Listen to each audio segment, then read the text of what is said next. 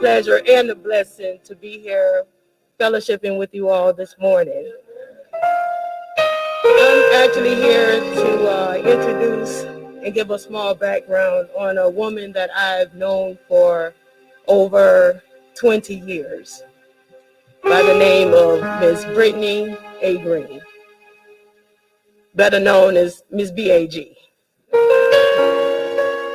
Miss Green, as she would like to be called, Brittany, has been a prosecuting attorney since 2008. She has focused her efforts on the crisis of domestic violence. Currently, she serves as the chief of domestic violence in the Special Victims Unit with the Caddo District Attorney's Office, where she handles felony cases involving all manner of family violence, including domestic abuse homicides. She supervises a team of investigators and victim advocates who share the same dual mission of keeping victims safe and holding offenders accountable for their actions. And I have to say that I myself have witnessed firsthand over the years Ms. Green's expertise, her heart, her passion, her efforts displayed on a daily basis, seeking justice for DV victims and their families. And also going above and beyond just the constant brainstorming of ideas and ways to just bring more attention and awareness to this. It's bad out here, y'all. It's a rising crisis, and we seeing it day in, day out. It never stops. It doesn't discriminate. It's every day, every moment, every minute, every hour. But it ain't about me. I'm just, I can't caught up. It's about Miss Green. But I'm witness. I'm around, and I've seen enough. You know, and I'm sure you all look at the media, look at the news, you know people, you see people, you all see it out there. It's happening just way too frequent. It's an epidemic at this point. And I just want to say that, you know you're doing your job when you have defendants putting the word out that that lady at the DA's office that's trying to put away everybody. You know you doing something. And anything she can say today that can inspire any one of you and spread the word and just be more aware and have a more interest in this crisis and be more of an advocate and the voices in the communities to make our homes and our communities safer. And I'm going to leave it up here, and Ms. Green will be up here shortly. Thank you.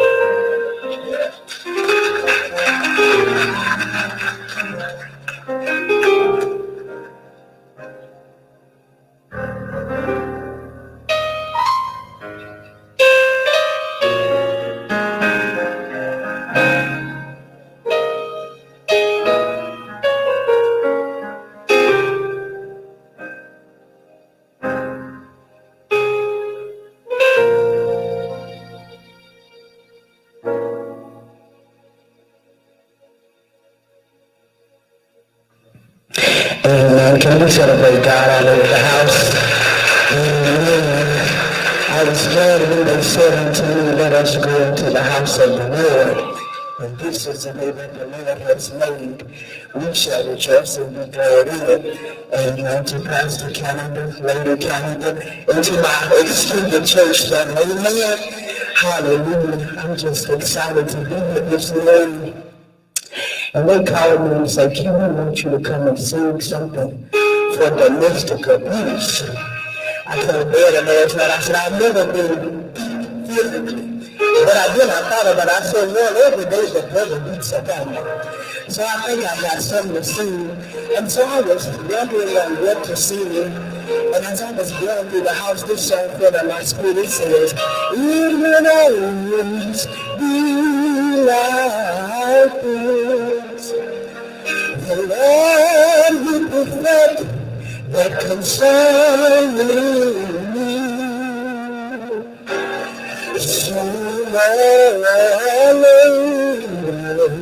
It's gonna turn in my favor. It's turning around for me. Even always like this. Anybody believe that this morning? The Lord will perfect that concerning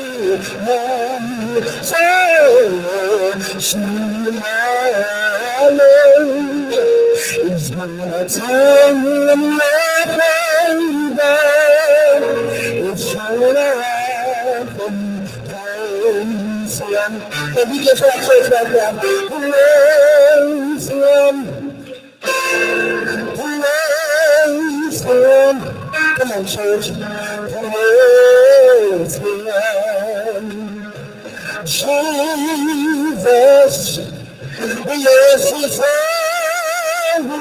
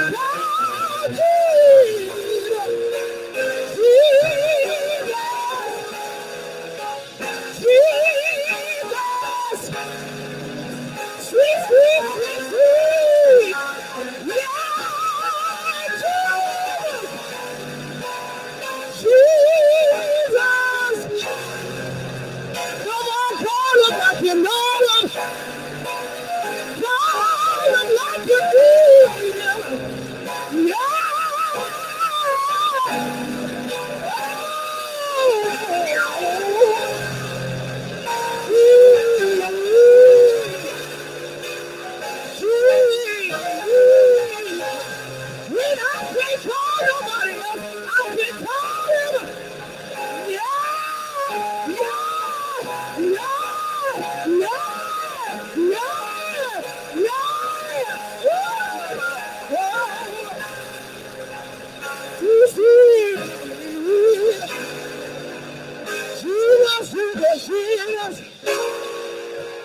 Blessed Savior,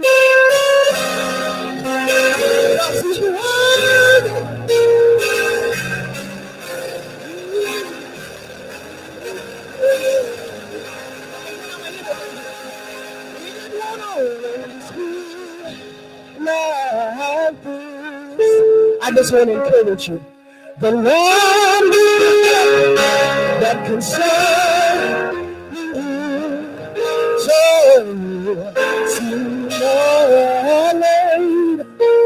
is gonna turn in your favor. It's turning around for you. It's turning around for you.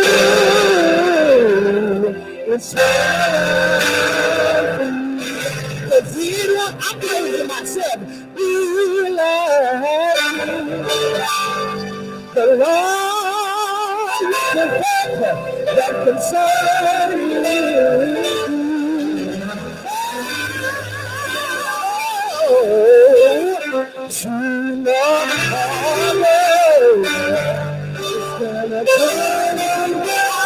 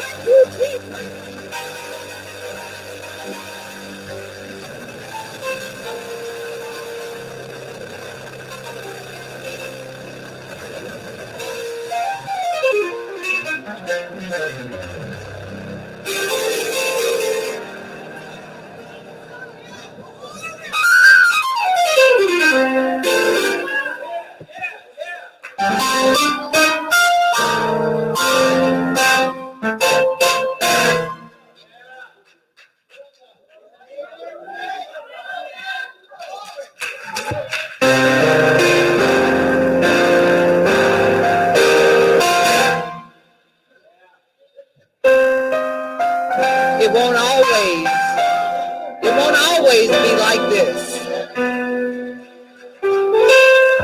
Amen. Minister Hill. Amen. If something makes you sad, you ought to do something about it. If something makes you sad, you ought to do something about it. 18 years ago, something made me very sad. And I have spent my time since then trying, with God's help, to do something about it. Those many years ago, I sat in a courtroom as a law student in Fort Lauderdale, Florida, working under the direction of a supervising attorney.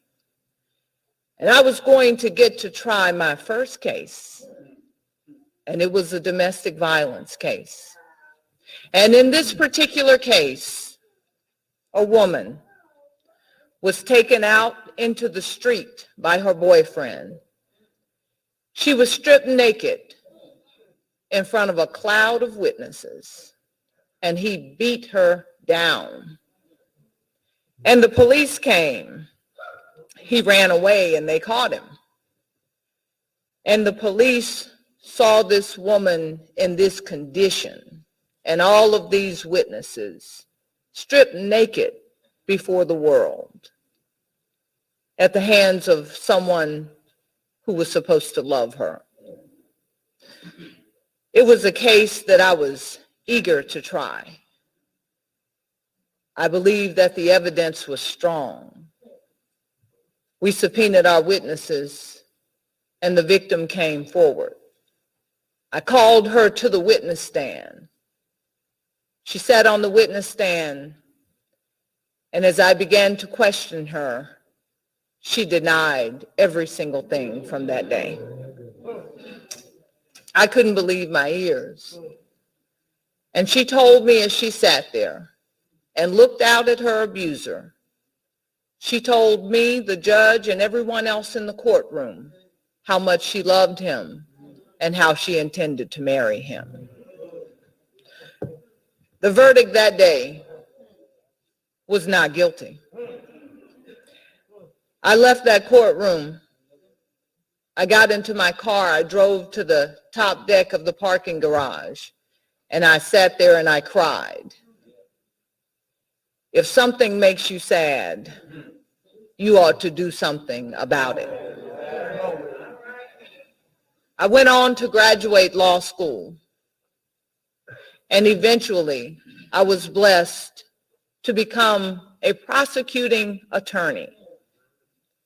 And then I was elevated to a position which allowed me to focus on domestic violence and the horrors of domestic violence, the things that happen within the homes in our communities, the things that are happening to the people who we know, the people who we love. And we have to understand that the people, the offenders, the abusers, the attackers are also people who we know and who we love. But I can tell you this morning, church, that outside of these doors, there is indeed an epidemic. The hurt, the pain, the ongoing trauma is affecting every single community in this city and in this nation. Domestic violence is the single greatest threat in every community across this country. Now, someone might say, surely that can't be so. Think about all the gun crimes and the drugs and the poverty, and there's so many other things. How can you say that domestic violence is the single greatest threat? I say that because of this. Domestic violence prevents us from having safe homes. If we don't have safe homes, we cannot have safe communities. And when people don't feel safe, they do terrible things. We saw last week, we heard the news of a man who marched himself into a home, brought out two babies, one 10 months old and one just shy of 2 years. And in order to exert power and control, in order to have his way, he decided to put bullets into those children. What kind of a person does such a thing? I'm here to tell you, ladies and gentlemen, that you know some of these people. We all know some of these people. And we have to come to terms with the fact that we know victims and we know abusers. And once we come to terms with the fact that we know these people, they aren't walking around with horns and tails and scales. They look just like me and you. We have to accept that. We have to come to terms with that. And when we come to terms with that, we'll be able to do something about it. Really do something about it. The thing that we do is we hear these horrible things about two little children being taken from their home, put into a car and driven to the spot where they will die. No fault of their own. They don't know anything that's going on, but their lives are snatched away. This is happening. And it may not be happening on as grand of a scale every single day, but I assure you that when I go into work tomorrow and I look at the files that are on my desk from this past weekend, I'm going to see where there are multiple women who have been burned, bruised, stabbed, stomped, kicked, and absolutely annihilated mentally and emotionally and physically every single day. And if those cases are on my desk every day, then we know what has to be happening in the homes within our community. The only thing that's going to stop this is us. We have to direct our resources and our care toward what is really happening in our community. I want you to join me in a call to action. I want to talk with you this morning about 5 things that we can do as a community, 5 things that we can do as a community to turn the tide of domestic violence. Because I believe that we can. Because I have hope. And where there is hope, something can be done. Because people who have hope make plans. We all hoped yesterday that we would be able to be here this morning. And so we made plans, did we not?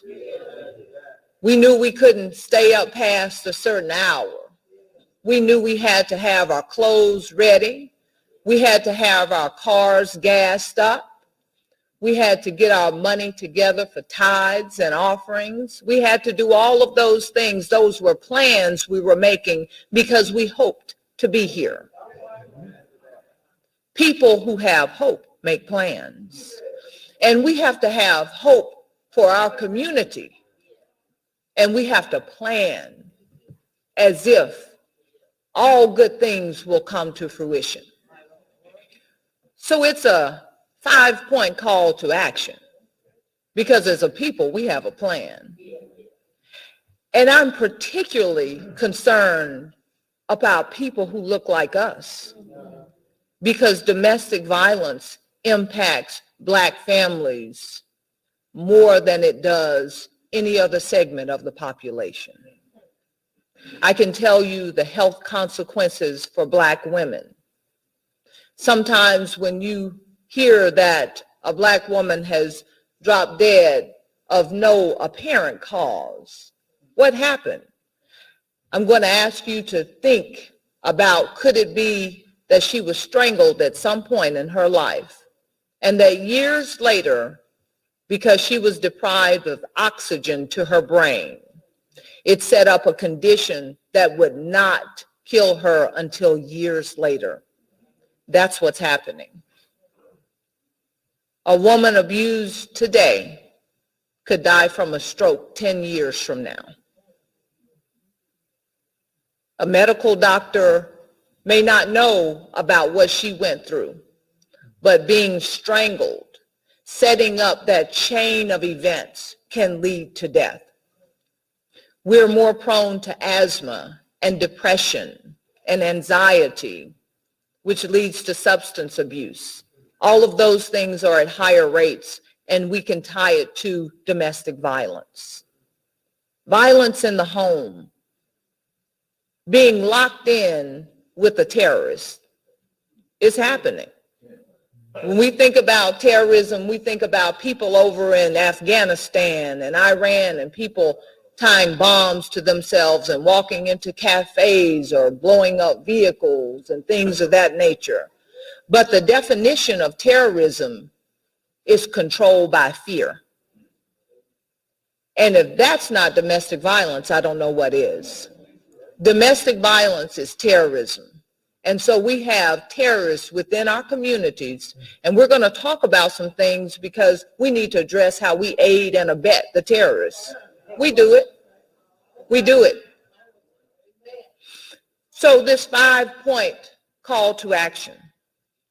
The first thing is, I want us to agree to recognize domestic violence, to do the research, and to understand what we're seeing that may not look apparent as domestic violence.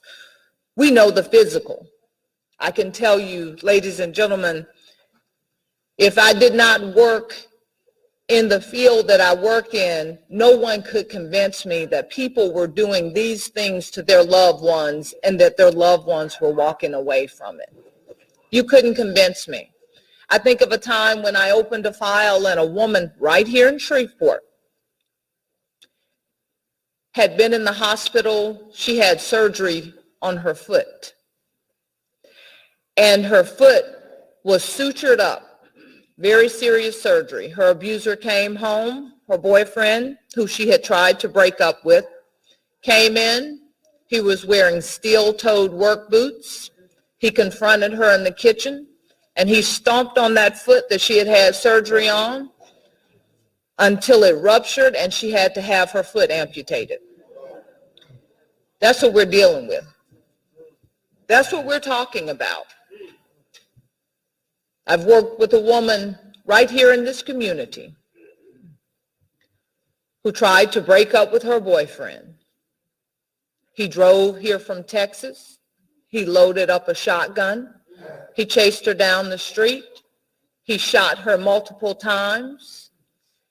And in the last shot, what he thought would be the kill shot, as he was standing over her, she threw her arm across her face because that's where he had the gun aimed. The shotgun blast tore into her arm. Her arm was amputated. She survived. 2 little children who witnessed part of the attack. This is what's happening in this community. And those aren't even the homicides. To see what someone is capable of doing to a person they should love. The guns, the knives. So we have to recognize what domestic violence is, not just the physical, but also financial violence. Instances where women work hard, get off work, it's payday. The abuser comes over, wants all the money to do God knows what out in the street. She resists because she needs to do things for the home, take care of the children, keep the lights on. He beats her, takes everything out of her purse, takes her cell phone so she can't call the police, and runs off into the night. That's financial abuse, depriving someone of the ability to take care of themselves. We have to recognize these things as domestic violence. The emotional abuse, people being told that they're nothing, and that even if they tell someone about the abuse, no one's going to believe you. We see that a lot of times with high-ranking abusers, doctors, lawyers, right? People who are respected in the community, professors, business owners. All of these people can be abusers, and we need to open our eyes and understand that it cuts across all segments of the population. And we need to be able to recognize domestic violence, so we have to do the research. We have to listen, do the research, and learn what we need to know in order to be able to help people. So that's the first call of action, being able to recognize domestic violence. The second mandate is believe the victim. We need to start by believing. A lot of times, we don't want to believe that these things are happening. So we downplay them or we attack the victim, because one thing about our society, one thing about human beings is we are drawn to power. We like power. That's why we have a celebrity culture. There's a lot of celebrity worship because we love power and we see celebrities as powerful people. We want to align ourselves with them. And so what happens is the abuser is the person with the power. And typically, as a community, we want to align ourselves with the people who have the power. And so the victims are left out in the cold. We have to believe the victim. So often I hear, well, if it was that bad, she would have left. Why didn't she leave? I think of a case several years ago where the football player Ray Rice was caught on video in an elevator beating his girlfriend unconscious. Several months after that beating that was caught on video, which was so phenomenal because domestic violence is a secret crime. It usually happens behind closed doors. Domestic violence is wrapped in secrecy and lies. But we saw that. It was caught on video and it was played all over television across the nation. Here was Ray Rice, a professional football player who got caught in the act, got caught red-handed. We saw him drag that young woman out of that elevator and she was unconscious. And we said, gosh, that is horrible. Several months later, there was a wedding. She married him and they celebrated. She was in a beautiful gown and there was a beautiful cake to be cut and shared by the bride and the groom. And everyone said, well, see, she doesn't think it's that bad. She married him.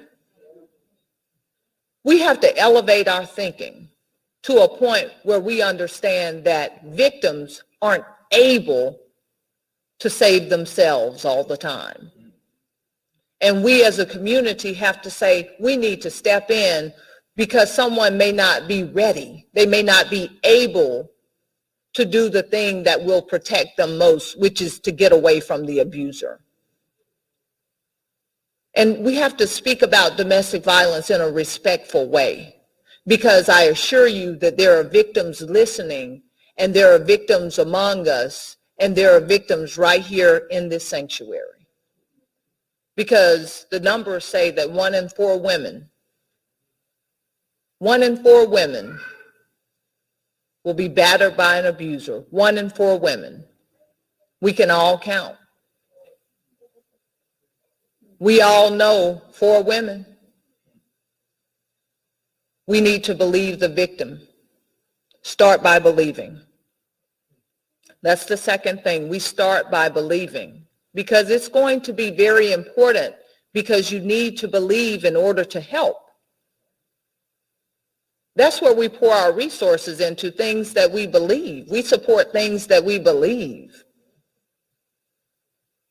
So we have to start by believing, and that is the first thing, because when we listen, and we listen with an open heart, people will share with us, and they will tell us of their pain, and then we can help. So believing the victim is the second mandate in our call to action. And the third is hold the offender accountable. Hold the abuser accountable. And this is why I address this. I go into a courtroom and I call a case up on the docket, and I look out and there is an entire row of people there for that case. And I say, my goodness, folks are really interested in this particular domestic violence case. And I'm always hopeful that it's people there to support the victim. I'm disappointed every time. People come out to support the abuser. That's who fills the benches in the courtroom. Folks who are aligning themselves with the person who's powerful, the abuser. Because they need to tell the story of the abuser. They need to tell you why and how it didn't happen and how bad the victim is and what she must have done to deserve this. Those folks in those courtrooms are us that are filling these benches. And when our loved ones find themselves in trouble, when they find themselves on the wrong side of the law, of course we want to help. Absolutely, we want to help. We're concerned. We know that terrible things can happen within the criminal justice system if somebody doesn't have a voice and is able to speak out and advocate for a person who's accused of a crime. But I tell you this, my mother always told me there's a way to do everything. And we have got to stop supporting the attacks on victims. We have to hold the abuser accountable even when we love him.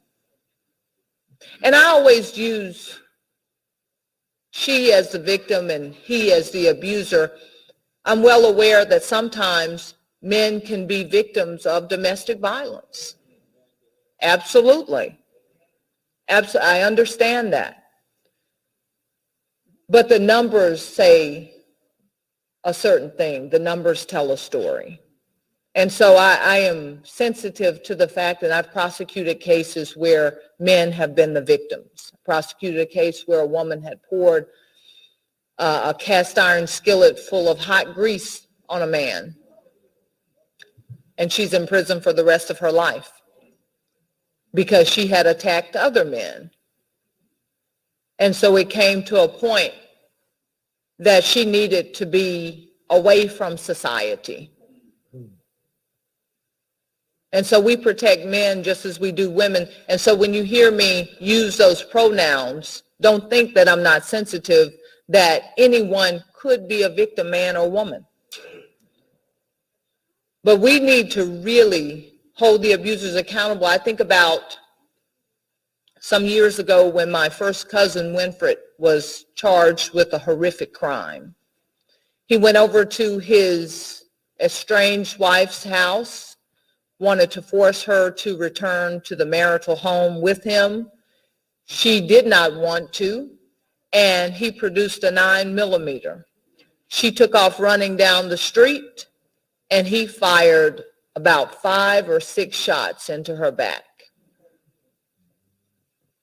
Her daughter and her grandchild were inside of the house, and her mother was there. And that woman laid out in the rain until the coroner got there, and her mother looked out that window and saw her baby out there.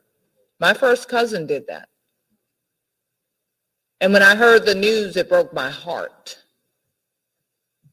because I knew it would be a turning point for our family. But what I also knew was that I was not going to support him in his wrongdoing. We can hold people accountable and still love them. I wasn't going to run down that victim. I wasn't going to say how she was not a good wife or how she provoked him or how she didn't really love him, but she kept taking his money, as some people said. Completely and totally inappropriate. Love is accountability. We teach small children that. When we're raising children and we're chastising them and we're helping them to walk the right path, we hold them accountable for their behavior. When they break rules, we hold them accountable and we tell them why we're doing so. We have to do the same thing with abusers, and it hurts, but that's what's required because the victims deserve to be protected. So we have to hold abusers accountable. I look up a lot of times and I see my poor victims coming in. Sometimes they're still bandaged up, still under the doctor's care. And they'll come to the district attorney's office and they'll say, "Miss Green, I want to dismiss these charges." And I look at them and their arms are in casts and their faces haven't even healed. And my victims will come in and they're with someone. And I'll look and I'll say, "Ma'am, you must be her mother." And she'll say, "No." And upon further investigation, I find that it's the abuser's mother who has brought this victim down to the district attorney's office to try and get charges dismissed. And this woman is still bandaged and bruised and altogether broken. The mothers, the sisters, the female cousins. And it's alarming to me because it's all women. And most of them look like me. And they're helping this woman to go back into a situation where she may very well lose her life. Because it's more important that their loved one be back out on the streets than this woman to be protected. It would be better to do nothing, to take your hands off the situation. Even if you're not willing to help the victim, don't march her down to the district attorney's office to try and help her get her abuser set free. We have to hold the abuser accountable. That's our third mandate. We talked about recognizing what domestic violence is and taking the time to learn about it and understand it. We talked about believing the victim, holding the abuser accountable. The fourth mandate is to protect our children. Children who witness domestic violence are more likely to either become abusers or to be abused. Think about that. Children who witness violence in their homes are more likely to become abusers or to become victims. That is on us as the adults. We are allowing children to witness all kinds of horrific acts. And I want to say this, each night, if we sit down and watch the 6 o'clock news, we hear about all these shootings in Shreveport. And a lot of these shooters are young people. Would y'all agree? Yeah.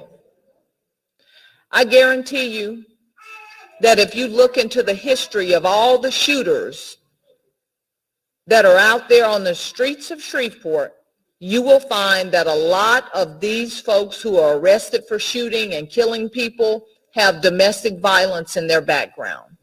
As children, they have witnessed domestic violence, or they have been the victims of domestic violence. There is a connection. All of this is connected. And this is why I say domestic violence is the most critical threat to every community everywhere, because so much violence is connected to what children have seen in the homes. Children are witnessing violence, and then they grow up and get big enough to get guns and go out and do some on their own. So today's little tiny witnesses are tomorrow's shooters. We have to understand the connection. They're hurting. They've seen their loved ones hurting. And the only thing they know is, I better hurt somebody before somebody hurts me again. We're responsible for that because kids can't do it on their own. We're responsible. So when we get ready to talk about shootings in our communities, when we get ready to talk about drugs and alcohol and all of those things, we better be ready to have a conversation about domestic violence as well. Because people who witness and experience domestic violence are more likely to abuse drugs. They're more likely to abuse alcohol. So all of these things are related to domestic violence.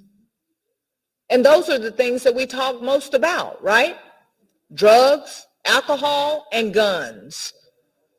There's a connection to domestic violence with it all, and that's why it's the most critical threat throughout this country. So we have to protect our children. We have to protect them. And the fifth mandate, the thing that we must do to help turn the tide of domestic violence, is we have to be willing to donate our money, our time, and our resources to help victims and to advocate for the cause. Money, time, and resources.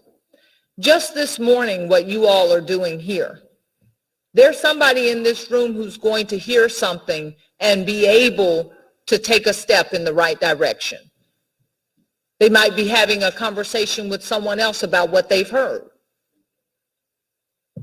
This is why it's important to do what you all have come together as a congregation to do, to take a Sunday and devote it to a worthy cause, to say that domestic violence is important enough for us to all pay attention to it, to bring the issue into the sanctuary, the most sacred place, right? This is a beautiful beginning, but we have to be willing to donate the time and the money and the resources. We have to understand that victims are out there. They don't have anywhere to live. If they leave the abuser, where are they going to go? That means that we need to develop resources and housing for domestic violence victims. We can do that as churches. We can do that as community organizations. We can decide that there's going to be housing for a victim to have somewhere to go. We can do that. Anything that we can develop in our minds, we can execute. It is possible. It won't have to be this way all the time. We can decide that we're going to turn it around. And I encourage you to continue doing what you're doing. October is Domestic Violence Awareness Month. And so every October we shine a spotlight on domestic violence, particularly victims and survivors. But I encourage you to do more. Let's get together. Let's talk about it. Let's figure out some programs. Some of you here work in places where you need to talk about domestic violence. I invite you to call on us. I'm at the district attorney's office. I'm Brittany Green. I'm at the district attorney's office, and I get calls from the community all the time. I have victims who walk in off the street and they need help. We stop what we're doing and we help them. I encourage anyone who says, hey, I just don't know where to start. What can I do? Call me. We can do something together, because this issue right here, especially in our community, because a vast majority of the cases I see involve people who look like us. So we have to fix it. Nobody's going to rescue us. We're going to have to do what we've done for centuries, right? Since God put us here. We find our own solutions. We rescue ourselves. Everything that we have as a people is because we got together and decided that we wanted it. And we did it against the odds. We did it against the odds. And we can tackle this. We can turn the tide. We can change things. We can turn it around. Because God is always working in our favor. So, on this October morning and every morning from here on out, I will be working on the issue of domestic violence. I will be dreaming up programs and plans. We started at the district attorney's office. I noticed that a lot of my victims had missing teeth because their abusers had knocked out their teeth. It made me sad. So I did something about it. And so we got together a coalition of dentists throughout the community who agreed to provide pro bono free services to domestic violence victims. Yeah.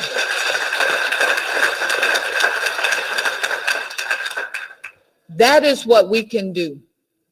If you can dream it, God will help you make it so. And I stand here today before you to encourage you to listen with an open heart and an open mind. Listen when you understand that someone is a victim. I want you to think about our 5-point mandate. I want you to do everything you can to uplift the community and to turn the tide on domestic violence. And just remember, as the minister said, it doesn't have to be this way all the time. I thank you.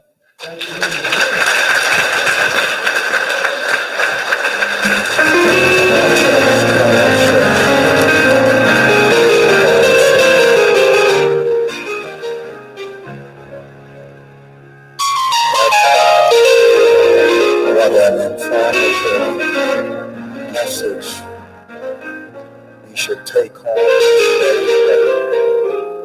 We have heard the Bible says that all things are possible with God, to bring God. believe. Things that are impossible to the world are possible with God. And we thank God for using Sister Green today. And far much ago, our hearts have been saddened that we heard and hear and heard. Bottom line, as she said, it starts in the home. First pastor, first church we'll visit is in the home. It comes out of the home, spreads out into the world. We make this appeal, give an invitation to discipleship. Should not be on here this morning, does not have a personal relationship with God,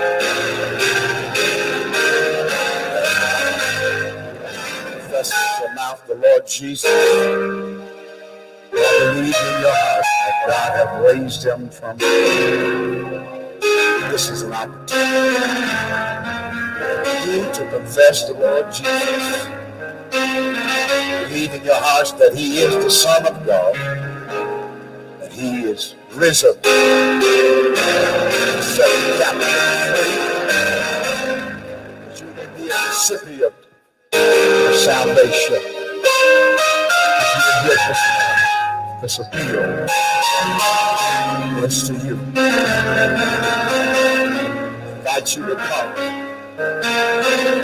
Accept him as your personal Lord and Savior.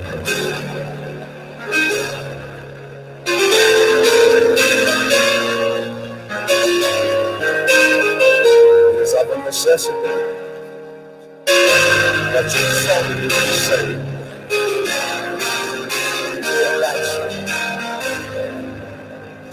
Would you receive?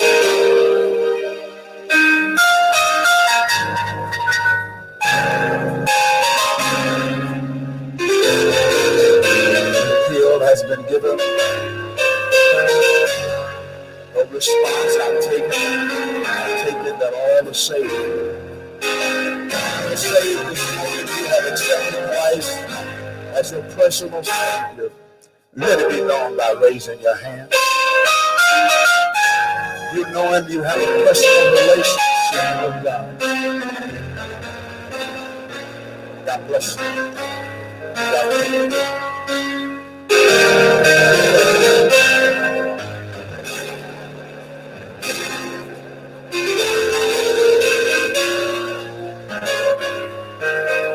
They can get y'all. Would you play God's blessing?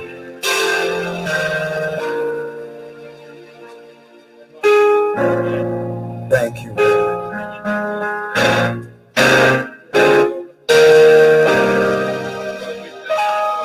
Yes.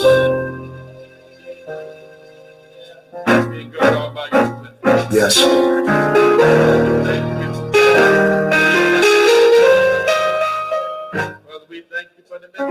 Thank you.